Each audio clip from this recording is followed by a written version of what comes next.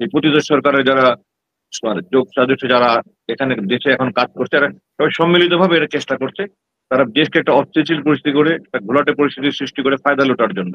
এটা তারা সবসময় করে এসছে। আপনি গত ১ বছর দেখেছেন তারা আমাদের সেনাবাহিনী নিয়ে, আমাদের দেশে বিভিন্ন পরিস্থিতি নিয়ে তারা নানান রকম মিথ্যা প্রচারণা করেছে। তবে এই সবকিছুর পিছনে আমি মূলত ভারতকে দায়ী। এখন পর্যন্ত ওগুলি কেন তাদেরকে বিদায় করা হলো না, এটা আমার কাছে একটা প্রশ্ন। আমার কাছে এটা বিস্ময়কর যে তারা এখনো কেন আছে এখানে। এটার ব্যাপারে আমি মনে করি একটা পদক্ষেপ নেওয়া দরকার, দৃঢ় পদক্ষেপ নেওয়া দরকার। তাদেরকে এখানে রাখার কোনো যৌক্তিকতা নেই।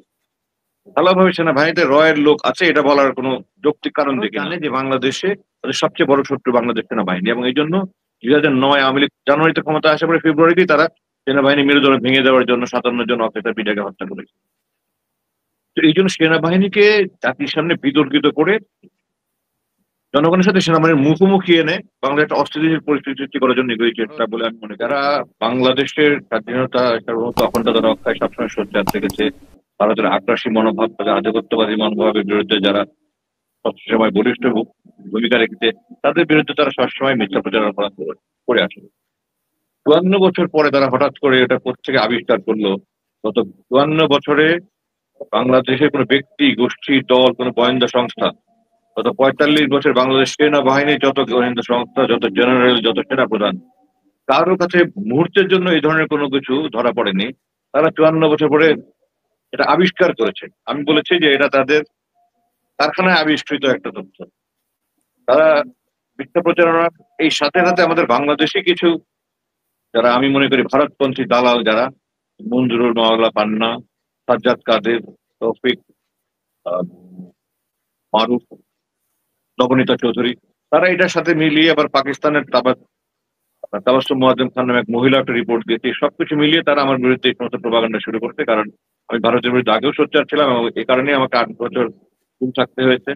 এবং মুক্তির পরেও আমি ভারতের বিরুদ্ধে বলতে আমি বন্ধু প্রতিবেশী চাই, কিন্তু তারা তো বন্ধু প্রতিম কোনো মনোভাব দেখায় না। তো তাদের যে কোনো আগ্রাসী মনোভাবের বিরুদ্ধে, যে কোনো আধিপত্যবাদী মনোভাবের বিরুদ্ধে আমি প্রতিবাদ করে এসেছি, এবং এই জন্যই তারা হঠাৎ করে আমার বিরুদ্ধে লেগেছে। এবং এগুলো সমস্ত তাদের কল্পিত কাহিনী, এবং সমস্ত এই পাকিস্তান, ভারত এবং বাংলাদেশের সব ভারতের এজেন্টরা এগুলো সমন্বিতভাবে এগুলি চেষ্টা করছে।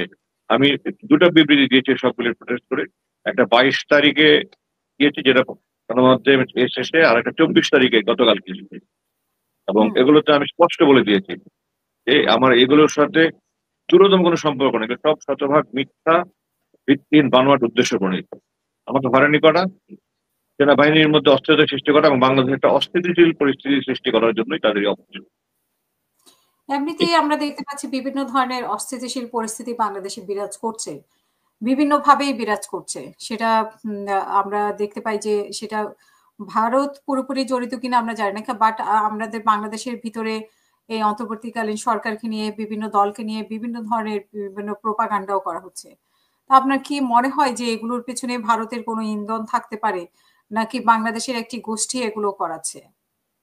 এগুলো সবগুলো না হলে অধিকাংশের সাথে আমি মনে করি ভারত প্রত্যক্ষভাবে জড়িত, এবং তারা তাদের বাংলাদেশে যারা এজেন্ট আছে, তারা তাদের দালাল দোসর আছে, এবং এই প্রতিরোধ সরকারের যারা যোগ সদস্য যারা এখানে দেশে এখন কাজ করছে, এরা সবাই সম্মিলিতভাবে এটা চেষ্টা করছে। তারা দেশকে একটা অস্থিতিশীল পরিস্থিতি করে, একটা ঘোলাটে পরিস্থিতির সৃষ্টি করে ফায়দা লুটার জন্য।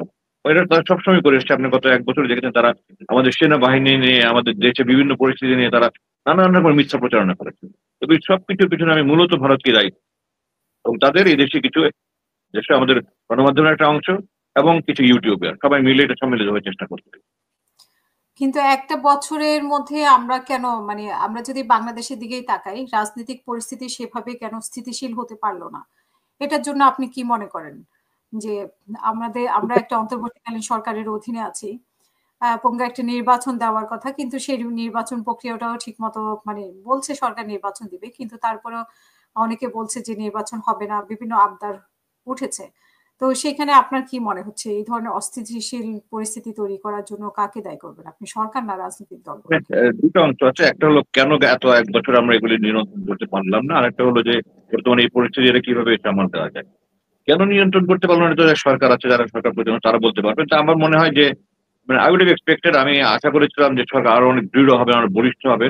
ডক্টর ইউনূসের ব্যক্তিগতভাবে আমি তার সাথে মেলার সুযোগ হয়নি। আমার মনে হয় উনি খুব নরম মানুষ, এই জন্য উনি হয়তো এত কঠোর হননি। আরো কঠোর অবস্থান নিলে এত মাথা চেড়ে দিয়ে উঠতে পারতো না। আর এখন যত অস্থিতিশীল পরিস্থিতি সৃষ্টি হয়েছে, তার অধিকাংশ ক্ষেত্রে আমার কাছে একটু বিশ্বাস করার দৃঢ় কারণ রয়েছে যে এগুলো সব অধিকাংশই ভারতের ইন্ধনে হচ্ছে যেন একটা ঘোলাটে পরিস্থিতি সৃষ্টি করা। আবার একটা দুর্যোগপূর্ণ পরিস্থিতি থেকে বাংলাদেশের ব্যর্থ রাষ্ট্রের জন্য তারা সবসময় বলে এসছে, তারা ওটা করে তারা কোন রকম ভাবে আবার সে পর্যন্ত সরকারকে পুনর্বাসন করা যায় কিনা এটার জন্য তারা নানা রকমের চেষ্টা করে যাচ্ছে। এটা তার একটা অংশ বলে আমি মনে করি।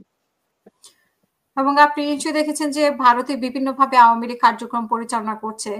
আবার শোনা যায় যে এখনো সেনাবাহিনীর মধ্যেও ভারতের রয়ের লোকজন আছে, বিভিন্ন সেক্টরের ভারতের রয়ের লোকজন আছে। এই ১ বছরের মধ্যে তাদেরকে কেন মানে আমরা বিদায় করতে পারলাম না বা কোনো শাস্তির আওতায় আনতে পারলাম না বা তাদের দেশে ফেরত পাঠাতে পারলাম না? এখনো কেন আমরা সেই রয়ের লোকজনই আমাদের মধ্যে অবস্থান করছে, ভারতের লোকজন অবস্থান করছে? বিশেষ করে অনেকে বলে যে সেনাবাহিনীর মধ্যেও অবস্থান করছে। জি, এটা ওখানে দুটা অংশ আছে। একটা হলো যে ভারতে আওয়ামী লীগের দলীয় কার্যক্রম পরিচালনা হচ্ছে। এটা আমার কাছে একটা অত্যন্ত আশ্চর্যজনক বিষয় যে পৃথিবীর কোনো দেশে অন্য কোনো দেশের রাজনৈতিক কর্মকাণ্ড করার কোনো সুযোগ নেই। ভারত কি করে এটা অনুমতি দিচ্ছে বা কি করে এটাকে তারা হজম করছে বা সহ্য করছে, এটা ভারত সরকারের প্রচ্ছন্ন সহায়তা এটা হচ্ছে বলে আমি মনে করি। নাহলে যেটা করতে পারা সম্ভব না। বাংলাদেশে কি ভারতীয় কোনো দলের, কংগ্রেস দল বা বিজেপি বা অন্য কোনো দলের কোনো রাজনৈতিক কার্যক্রম করতে পারবে? তারা পারবে না। আমাদের বাংলাদেশ আওয়ামী লীগ যেটা এখন নিষিদ্ধ, তারা কি লন্ডনে গিয়ে করতে পারবে? পারবে না। তো ভারতে কি করে এটা করছে এটা হচ্ছে বিস্ময়। আর সেনাবাহিনী যেটা আপনি বলছেন রয়ের, এটা তো সুনির্দিষ্ট প্রমাণ থাকলে অবশ্যই ব্যবস্থা নেওয়া হতো। সেনাবাহিনী আসলে এমন একটা সংগঠন যেখানে কমান্ড চ্যানেল অনুযায়ী কাজ হয়। কারণ আগে যারা কমান্ড করেছেন ওনারা যেভাবে আদেশ দিয়েছেন সেভাবে অধীনস্থরা পালন করেছেন। কিন্তু এটার কারণে রয়ের এজেন্ট সরাসরি বলা যাবে কিনা কোনো সুনির্দিষ্ট তথ্য প্রমাণ ছাড়া, এটা আমি মনে করি না। তবে যেটা একটা রিপোর্ট এসেছিল যে আপনার MIST তে কিছু ভারতীয় অফিসার আছে, এটা আমি মনে করি আমি থাকার কোনো কারণ নেই। আমাদের দেশে যথেষ্ট যোগ্য ব্যক্তি আছে, সেনা কর্মকর্তা আছে, বেসামরিক ব্যক্তি আছে যারা এই সমস্ত দায়িত্ব পালন করতে পারে। কেন ভারতীয় কর্মকর্তা রাখতে হলো, এটা আমার ধারণা এটাও বিগত পতিত সরকার, ভারতের গোলাম সরকার, তারাই এগুলি নিয়োগ দিয়েছে। এখন পর্যন্ত ওগুলি কেন তাদেরকে বিদায় করা হলো না, এটা আমার কাছে একটা প্রশ্ন। আমার কাছে বিস্ময়কর যে তারা এখনো কেন আছে এখানে। এটার ব্যাপারে আমি মনে করি একটা পদক্ষেপ নেওয়া দরকার, দৃঢ় পদক্ষেপ নেওয়া দরকার। তাদেরকে এখানে রাখার কোনো যৌক্তিকতা নেই। ভালোভাবে সেনাবাহিনীতে রয়ের লোক আছে এটা বলার কোনো যৌক্তিক কারণ দেখি না। সেনাবাহিনী, আমরা যখন কমিশন হয় আমরা আদেশ, ওখানে আমাদের শপথ নেওয়া হয় আমাদের প্যারেডের সময় যে আমার উপরস্থ কর্মকর্তা যে আদেশ করে আমি সেটাই পালন করব। সেই হুম। হিসাবে সেনাবাহিনী কর্মকর্তারা হয়তো উপরস্থ কর্তৃপক্ষের আদেশ পালন করেছে। কিন্তু কোনো কোনো ক্ষেত্রে যেগুলো অন্যায় কাজ এগুলোতে আনুগত্য না করাটাই যৌক্তিক ছিল, এবং ওটা হয়তো তাদের নৈতিক বল অতটা ছিল না দেখে তারা করতে পারেনি। কিন্তু এটার জন্য ঢালাওভাবে রয়ের এজেন্ট বলা কোনো অবস্থায় ঠিক হবে না। আমি এটাকে সমর্থন করি না। আমি মনে করি এটা কোনো দেশপ্রেমিক এইভাবে একটা সেনাবাহিনীর ভিতরে রয়ের এজেন্ট আছে বলে বলছে, এটা আমার কাছে আপত্তিকর মনে হয়। হ্যাঁ, অনেকে বলছে যে ভারতের সাথে এখন যেহেতু ভারতের সেনা প্রধানও বলেছে যে আমাদের সেনা প্রধানের সাথে একটা যোগাযোগ আছে। তো সেই অনুযায়ী অনেকেই বলার চেষ্টা করছে যে এখনো ভারতের পরামর্শে চলছে কিনা, নাকি এটা আসলে ফরমাল একটা সম্পর্ক বজায় রাখছেন।